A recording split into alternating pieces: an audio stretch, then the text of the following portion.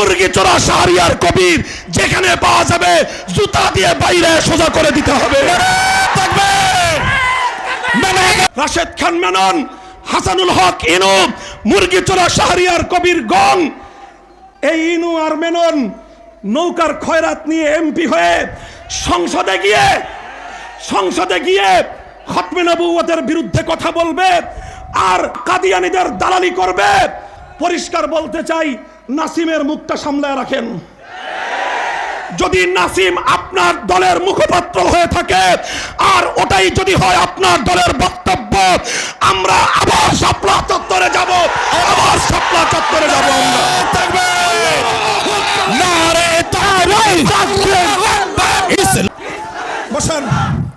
বসেন, কথা হবে আজকে পরিষ্কার। এটা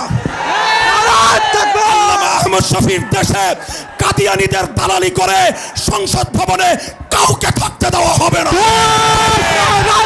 যদি আরেকটা যুদ্ধের প্রয়োজন হয়, আবার শাপলা চত্বরে যেতে কারা কারা প্রস্তুত?